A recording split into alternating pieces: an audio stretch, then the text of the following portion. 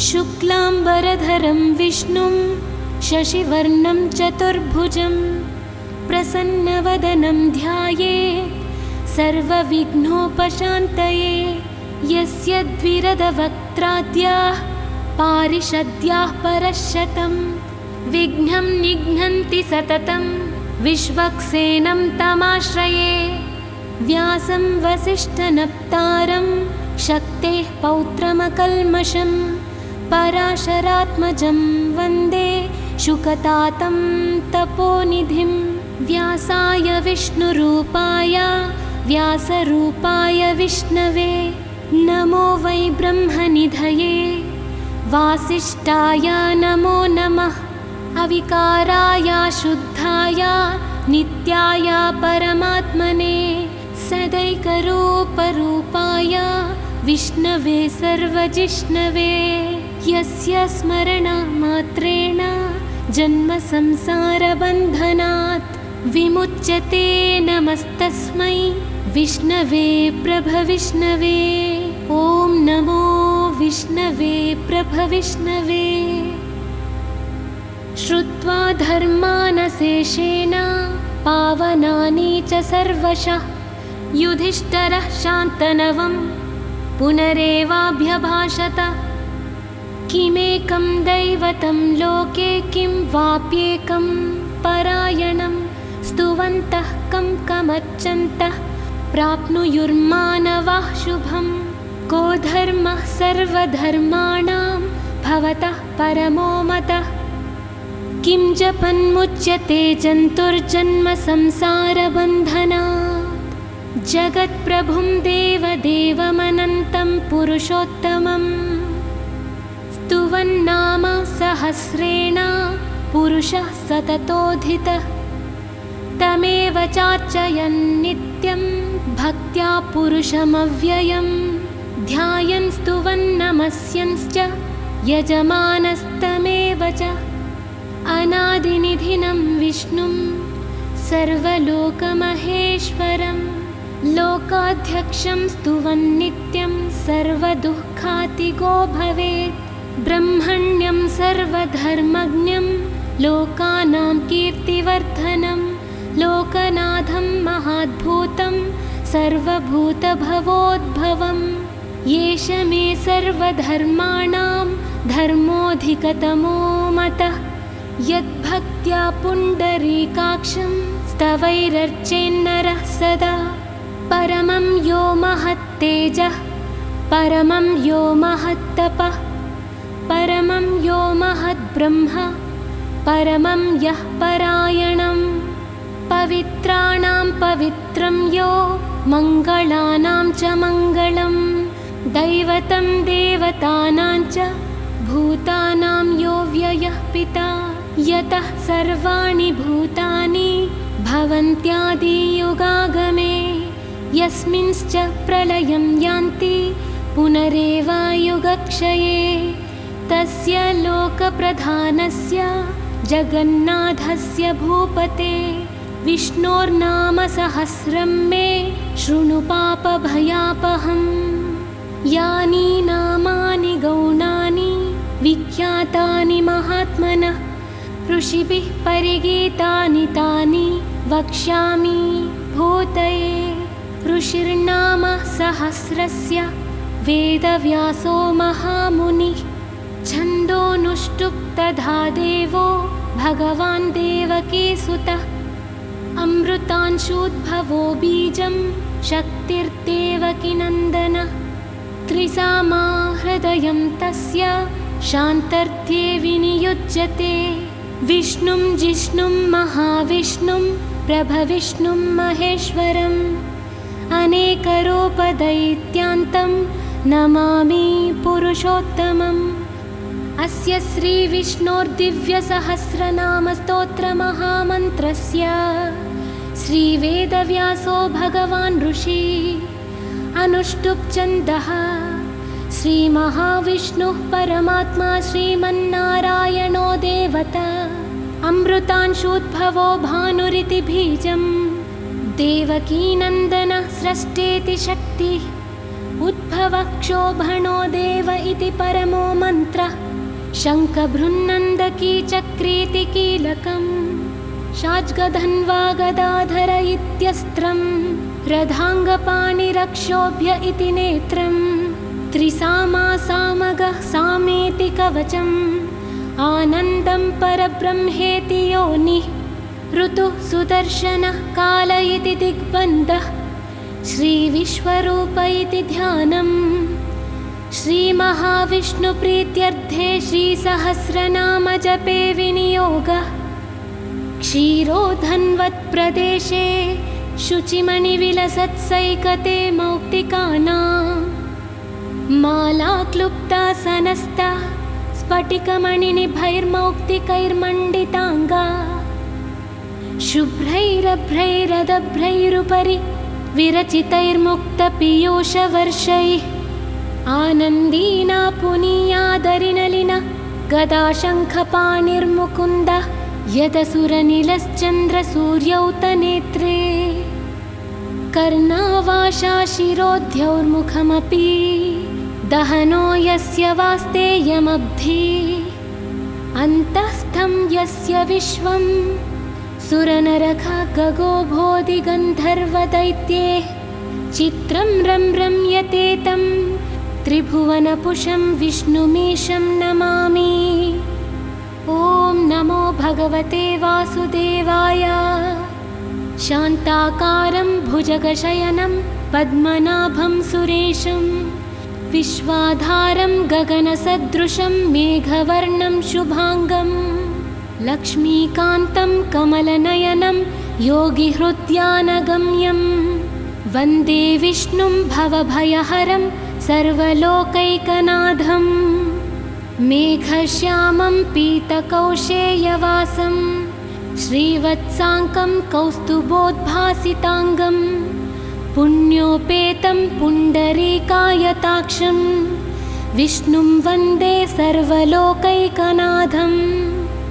नमः समस्तभूतानामादिभूताय भूभृते अनेकरूपरूपाय विष्णवे प्रभविष्णवे सशङ्खचक्रं सकिरीटकुण्डलं सपीतवस्त्रं सरसीरुहेक्षणं सहारवक्षास्थलशोभिकौस्तुभं नमामि विष्णुं शिरसा चतुर्भुजं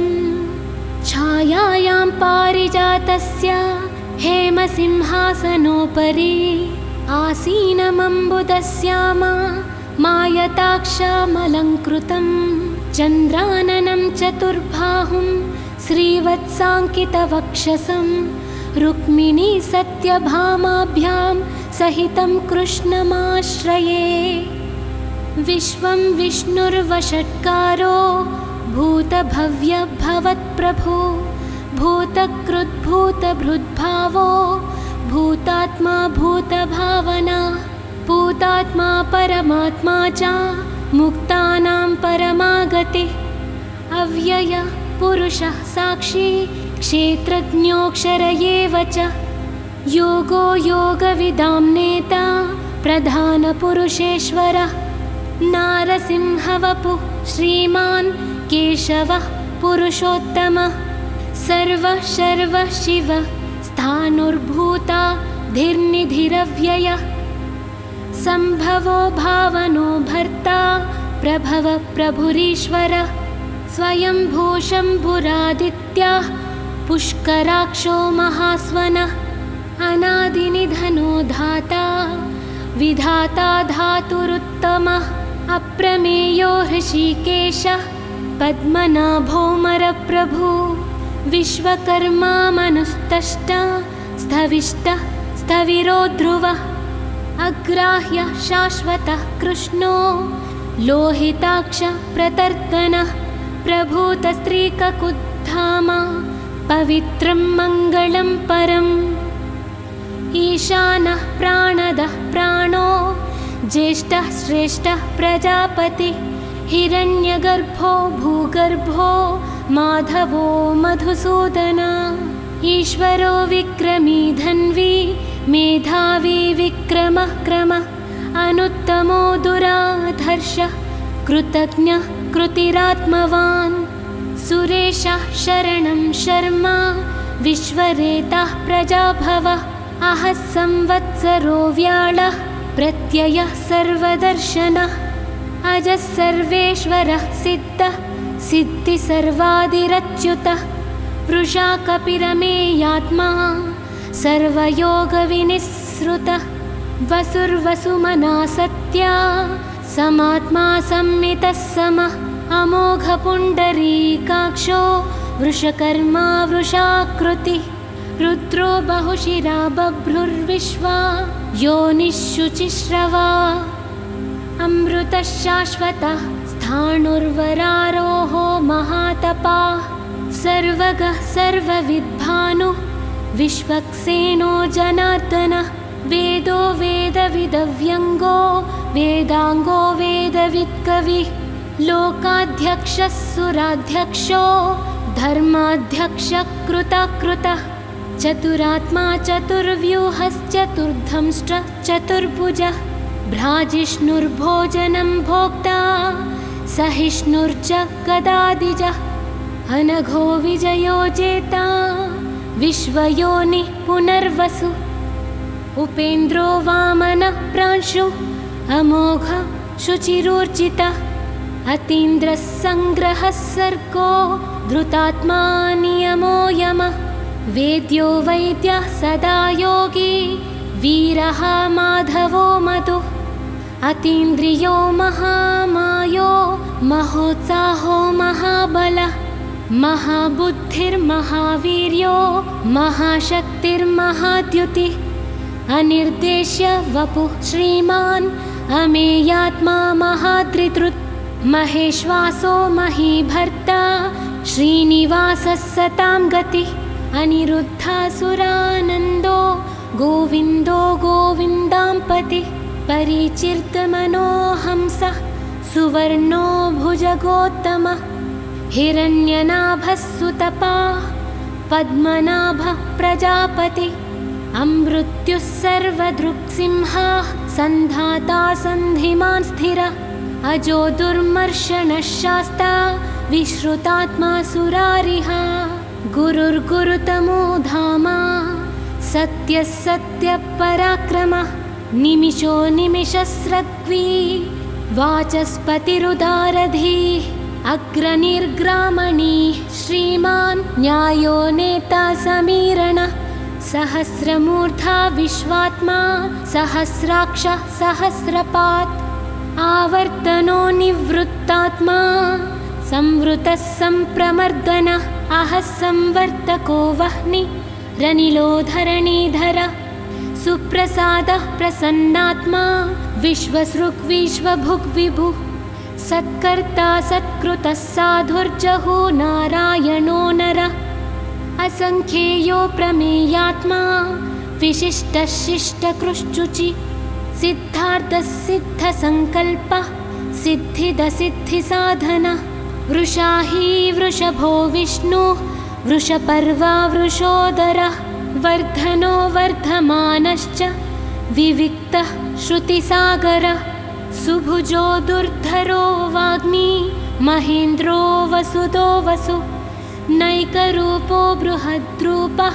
शिपिविष्टः प्रकाशनः ओजस्तेजोद्युतिधर प्रकाशात्मा प्रतापनः रुद्धस्पष्टाक्षरो मन्त्रः चन्द्राशुर्भास्करद्युतिः अमृतांशुद्भवो भानो शशबिन्दुः सुरेश्वरः औषधं जगतः सेतुः सत्यधर्मः पराक्रमः भूतभव्य भवन्नादः पवनः पावनो नलः कामः कामकृत्कान्तः कामः कामप्रदः प्रभुः युगादिकृत्युगावर्तो नैकमायो महाशनः अदृश्यो व्यक्तरूपश्च सहस्रजिदनन्तजित् इष्टो विशिष्टः शिष्टेष्टा शिखण्डी नहुषो वृषः क्रोधः क्रोधकृत्कर्ता विश्वबाहुर्महीधरः अच्युतः प्रतितः प्राणः प्राणदो वासवानुजः अपान्निधिरधिष्ठाना मप्रमत्तः प्रतिष्ठितः स्कन्दस्कन्दधरो धुर्यो वरदो वायुवाहनः वासुदेवो बृहद्भानु रादिदेवः पुरन्दरः अशोकस्तारणस्तारः शूरः शौरिर्जनेश्वरः अनुकूलः शतावर्तः पद्मी पद्मनिभेक्षणः पद्मनाभोरविन्दाक्षः पद्मगर्भः शरीरभृत् महर्धिरुद्धो वृद्धात्मा महाक्षो गरुडध्वजः अतुलः शरभो भीमः समयज्ञो हाविर्हरि सर्वलक्षणलक्षण्यो लक्ष्मीवान् समितिञ्जयः विक्षरो रोहितो मार्गो हेतुर्दामोदरः सहा महीधरो महाभागो वेगवानमिताशनः उद्भवो क्षोभणो देवः श्रीगर्भः परमेश्वरः करणं कारणं कर्ता विकर्ता गहनो गुहा व्यवसायो व्यवस्थानः संस्थानः स्थानदो ध्रुवः परर्ति परमस्पष्टः तुष्टः पुष्टः शुभेक्षणः रामो विरामो विरतो मार्गो नेयो नयो नयः वीरशक्तिमतां श्रेष्ठो धर्मो धर्मविदुत्तमः वैकुण्ठपुरुषः प्राणः प्राणदः प्रणमः पृथुः हिरण्यगर्भः शत्रुघ्नो व्याप्तो वायुरधोक्षजः ऋतुः सुदर्शनः कालः परमेष्टि परिग्रहः उग्रः संवत्सरो दक्षो विश्रामो विश्वदक्षिणः विस्तारः स्थावरस्थाणु प्रमाणं बीजमव्ययम् अर्धोऽनर्धो महाकोशो महाभोगो महाधन अनिर्विण्णः स्थविष्टो भूर्धर्मयूपो महामुख नक्षत्रनेमिर्नक्षत्री क्षमः क्षामः समीहन यज्ञयुज्यो महेज्यश्च क्रतुः सत्रं सताङ्गति सर्वदर्शी निवृत्तात्मा सर्वज्ञो ज्ञानमुत्तमं सुव्रतः सुमखः सूक्ष्मः सुघोषः सुखदः सुहृत् मनोहरोजितक्रोधो वीरबाहुर्विदारणः स्वापनस्वावशो व्यापी नैकात्मा नैककर्मकृत् वत्सरो वत्सलो वत्सी रत्नगर्भो धनेश्वरः धर्मगुप्धर्मकृद्धर्मी सदक्षरमसक्षरम् अविज्ञाता सहस्रांशुः विधाता कृतलक्षणः गभस्तिनेमिः सत्त्वस्थ सिंहो भूतमहेश्वर आदिदेवो महादेवो देवेशो देवभृद्गुरुः उत्तरो गोपतिर्गोप्ता ज्ञानगम्यः पुरातनः शरीरभूतभृद्भोक्ता कपीन्द्रो भूरि दक्षिणः सोमपोऽमृतपः सोमः पुरुजित्पुरुषत्तमः विनयोजयः सत्यसन्धो दाशार्हा सात्वतां पतिः जीवो विनयिता साक्षी मुकुन्दोऽमितविक्रमः अम्भोनिधिरनन्तात्मा महोदधीशयोऽन्तकः अजो महर्हा स्वाभावो जीतामृतः प्रमोदनः आनन्दो नन्दनो नन्दः सत्यधर्मा त्रिविक्रमः महर्षि कपिलाचार्यः कृतज्ञो मेदिनीपतिः त्रिपदस्त्रिदशाध्यक्षो महाशृङ्गः कृतान्तकृत् महावराहो गोविन्दः सुषेणः कनकाङ्गदी गुह्यो गभीरो गहनो गुप्तश्चक्रगदाधरः वेधास्वाङ्गोजितः कृष्णो दृढः सङ्कर्षणोच्युतः वरुणो वारुणो वृक्षः पुष्कराक्षो महामनः भगवान् भगः नन्दी वनमाली हलायुधः आदित्यो ज्योतिरादित्यः सहिष्णुर्गतिसत्तमः सुधन्वाखण्डपरशुर्धारुणो द्रविणप्रद दिविस्पृक् सर्वदृग्व्यासो वाचस्पतिरयो निजः त्रिसामासामगः साम निर्वाणं भेषजं भिषक् सन्न्यासकृच्छमः शान्तो निष्ठा शान्तिः परायणम् शुभांग शान्तिदः स्रष्टा कुमदः कुवलेशयः गोहितो गोपतिर्गोप्ता वृषभाक्षो वृषप्रियः अनिवर्ती निवृत्तात्मा संक्षेप्ता क्षेमकृच्चिवः श्रीवत्सवक्षा श्रीवासः श्रीपति श्रीमतांवरः श्रीदः श्रीशः श्रीनिवासः श्रीनिधि श्रीविभावन श्रीधर श्रीकर श्रेयः श्रीमान् लोकत्रयाश्रयः स्वक्ष स्वंग शतानन्दो नन्दिर्ज्योतिर्गणेश्वरः विजितात्मा विधेयात्मा सत्कीर्तिश्चिन्न संशयः उदीर्ण सर्वतश्चक्षु रनीशं शाश्वतस्थिरः भूषयो भूषणो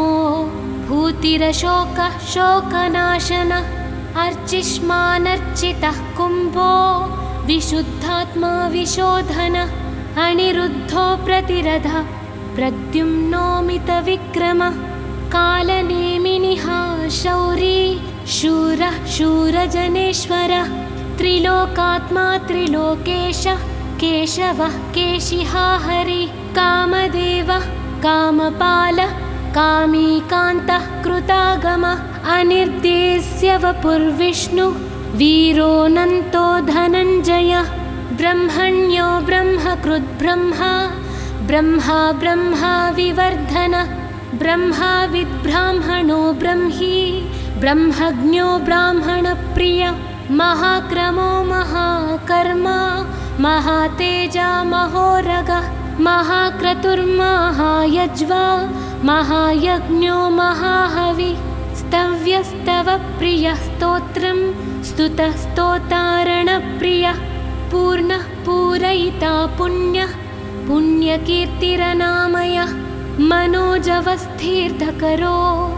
वसुरेता वसुप्रदः वसुप्रदो वासुदेवो वसुर्वसुमनाहवि सद्गतिः सत्कृतिः सत्ता सद्भूतिः सत्परायणः सूरसेनो यदुश्रेष्ठः सन्निवासः सुयामुनः भूतावासो वासुदेवः सर्वासु निलयो नलः दर्पः दर्पदो दृप्तो दुर्धरोधापराजितः विश्वमूर्तिर्महामूर्तिः दीप्तिमूर्तिरमूर्तिमान् अनेकमूर्तिरव्यक्तः शतमूर्तिः शताननः एकोनैकः सवः कः किं यत्तत्पदमनुत्तमम् लोकबन्धुर्लोकनाथो माधवो भक्तवत्सलः सुवर्णवर्णो हेमाङ्गो पराङ्गश्चन्दनाङ्गदी वीरः विषमः शून्यो घृताशीरचलश्चलः अमानी मानदो मान्यो लोकस्वामी त्रिलोकधृत् समेधा मेधजो धन्यः सत्यमेधाधराधरः तेजो वृषोद्युतिधरः सर्वशस्त्रभृतांवरः प्रग्रहो निग्रहो व्यग्रो नैकशृङ्गो गदाग्रजः चतुर्मूर्तिश्चतुर्बाहुश्चतुर्व्यूहश्चतुर्गतिः चतुरात्मा चतुर्भावश्चतुर्वेदविदेकपात् समावर्तो निवृत्तात्मा दुर्जयो दुरतिक्रमः दुर्लभो दुर्गमो दुर्गो दुरावासो दुरारिहा शुभांगो लोकसारङ्गः सुतन्तुस्तन्तुवर्धनः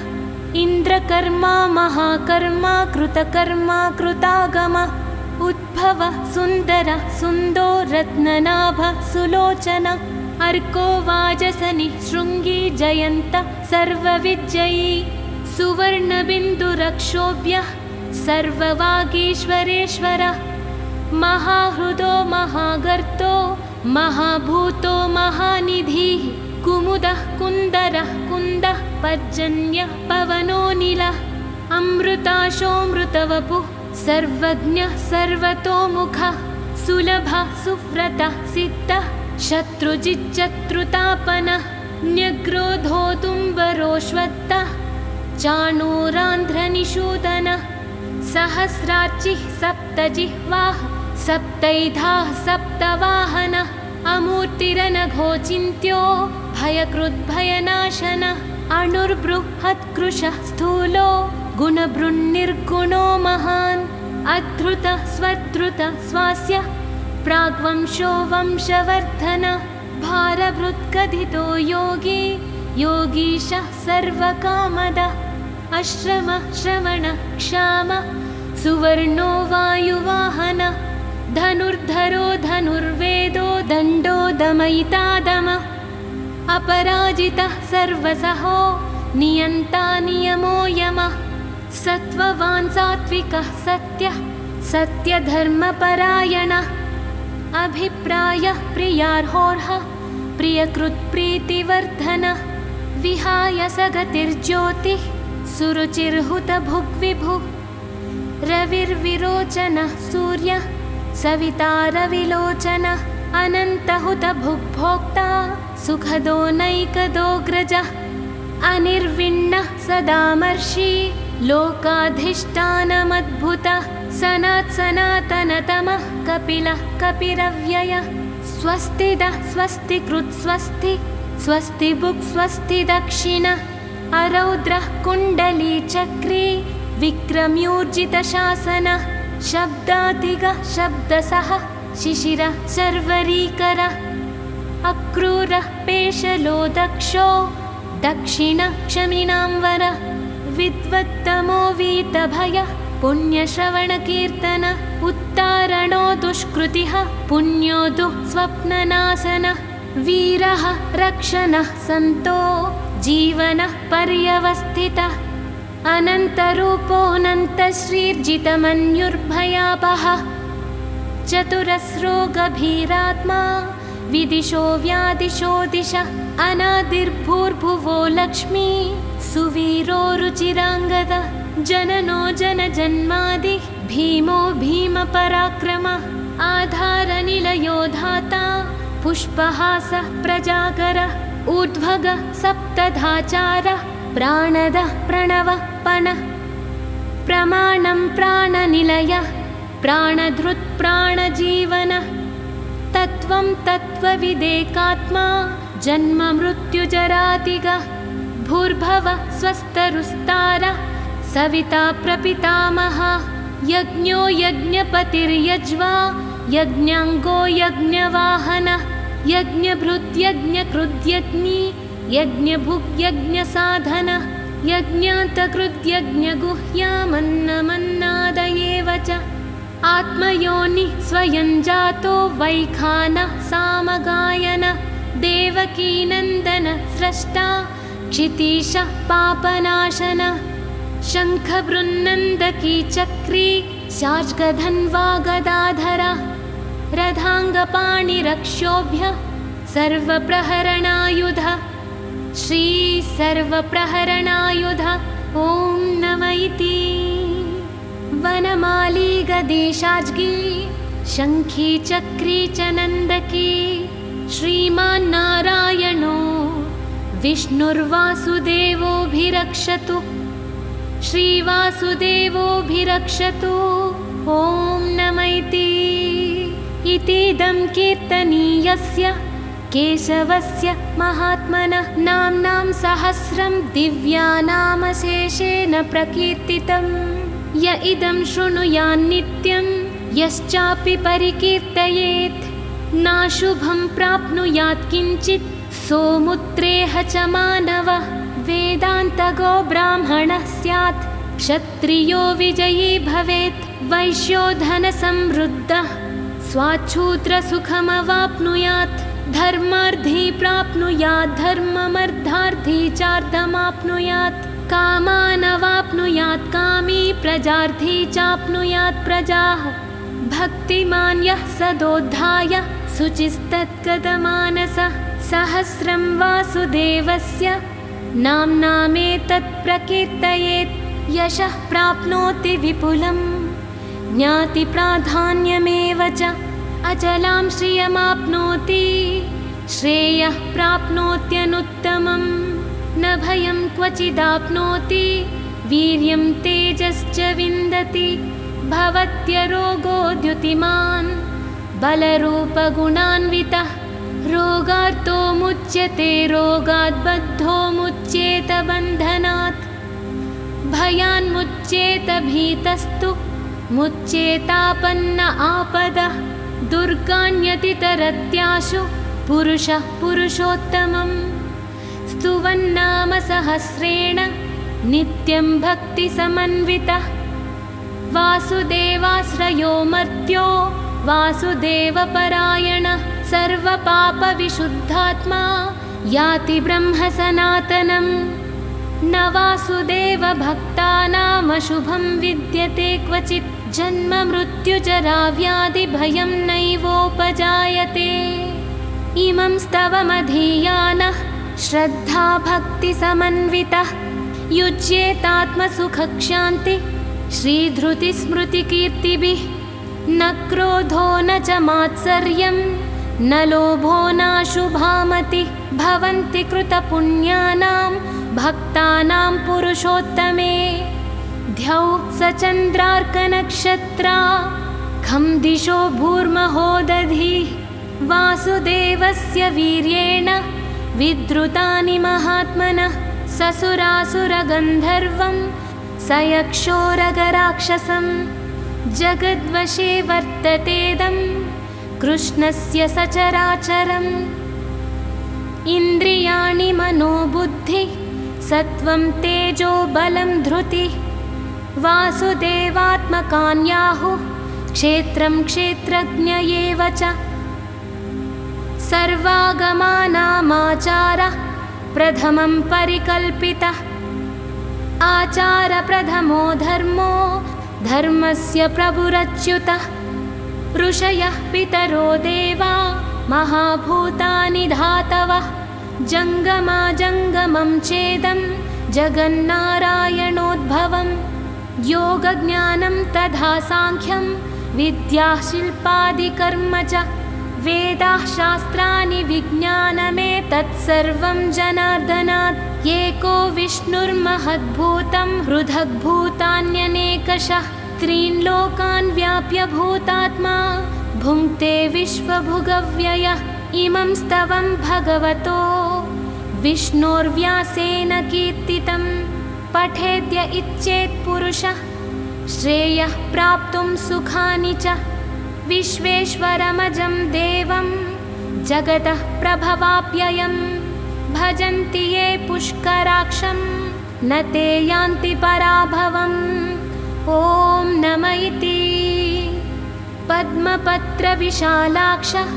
पद्मनाभसुरोत्तम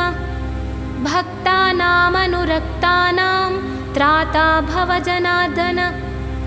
यो मां नाम सहस्रेण स्तोतुमिच्छति पाण्डव सोऽहमेकेन श्लोकेन स्तुत एव न संशयः ॐ नम इति वासनाद्वासुदेवस्य वासितं ते जगत्त्रयं सर्वभूतनिवासोऽसि वासुदेव नमोऽस्तु ते श्रीवासुदेव नमोऽस्तु ते ॐ नम इति केनोपायेन लघुना विष्णोर्नाम सहस्रकं पठ्यते पण्डितैर्नित्यं श्रोतुमिच्छाम्यहं प्रभो श्रीराम राम रामेति रमे रामे मनोरमे सहस्रनाम तत्तुल्यं रामनाम वरानने श्रीरामनाम वरानना ॐ नम इति नमोऽस्त्वनन्ताय सहस्रमूर्तये सहस्रपादाक्षि शिरोरुबाहवे सहस्रनाम्ने पुरुषाय शाश्वते सहस्रकोटियुगधारिणे नमः सहस्रकोटियुगधारिण ॐ नम इति यत्र योगेश्वरः कृष्णो यत्र पार्थो धनुर्धरः तत्र श्रीर्विजयो भूतिर्धुवानीतिर्मतिर्मम अनन्याश्चिन्तयन्तो मां ये जनाः पर्युपासते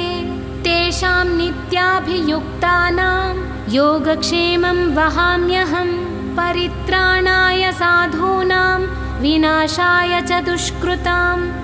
धर्मसंस्थापनार्थाय सम्भवामि युगे युगे आर्ता विषन्नाः शिथिलाश्च भीताः घोरेषु च व्याधिषु वर्तमानाः संकीर्त्य नारायणशब्दमात्रं विमुक्तदुःखाः सुखिनो भवन्ति कायेन वाचा मनसेन्द्रियैर्वा बुद्ध्यात्मना वा प्रकृते स्वभावात् करोमि यद्यत् सकलं परस्मै नारायणायेति समर्पयामि इति श्री विष्णुसहस्रनामस्तोत्रं समाप्तम्।